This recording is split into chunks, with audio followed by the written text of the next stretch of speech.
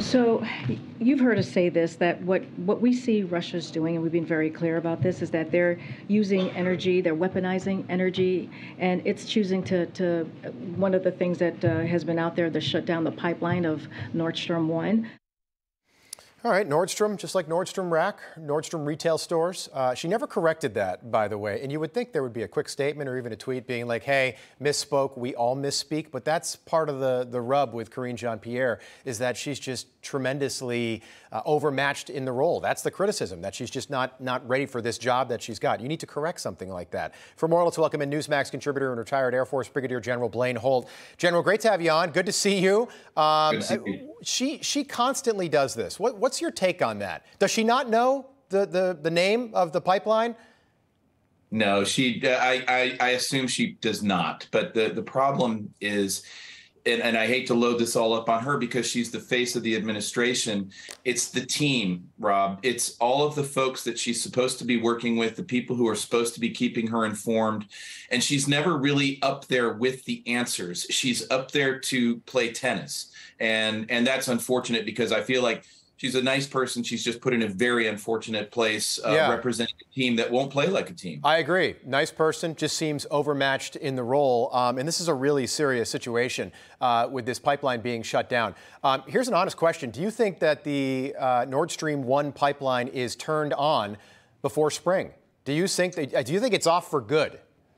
No, I think it probably will get turned on. I think that this is going to be the lever point of negotiation. We've been trying to get the players and the parties to the tables to work out something, but I think it's really going to be an energy war. And I think that if you look at the recent comms out of Vladimir Putin, toying with the Europeans and saying, oh, well, if we had these turbines, we could turn it back on. These are all negotiating or pre-negotiating tactics. Right. Okay, General, wanted to get your take on this. The other big story this morning, the U.S. Air Force launching an unarmed intercontinental ballistic missile. Of course, this was a test. There's the photograph.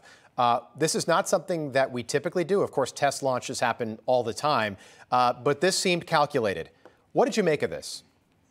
You know, the good news is I don't have any classified information, so I don't have to worry about compromising anything. I will say it's a welcome sight to see the modernization of our nuclear forces on visible display at a time when the world is so very dangerous. And so when we see a test launch of one of our newer missiles going off, or we see B-52s flying over Sweden, these are strong messages that while we may not have our policy stuff in one sock, we certainly have the world's most lethal military, and it's on display right there for you to see. Yeah, and the launch was a total success, which is good news, too. According to the Associated Press, the Russian military is now going to be buying millions of rockets and artillery shells from Kim Jong-un in North Korea. Your thoughts? They've got nowhere else to go. You know, their stocks were over 25 years old. They've been using 40,000 rounds a day at some points in this Kherson battle. And so going to North Korea for weapon stocks does not surprise me in the least. And it wouldn't surprise anybody that Kim is only too happy to oblige and to go make money on the side.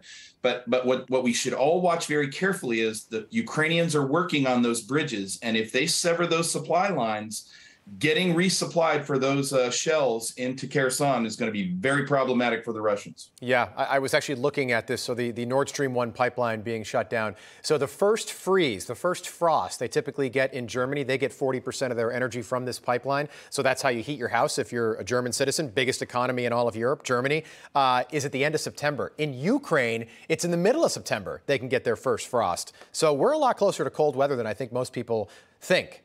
Which is reason for concern. General, great having you back on. We appreciate it as always. We'll do it again soon. Great to be here. Thank you.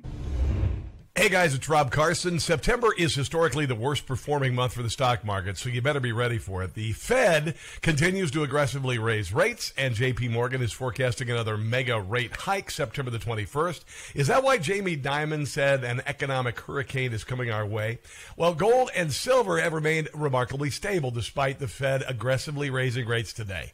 The Patriot Gold Group has a special incentive for Newsmax viewers. Huge!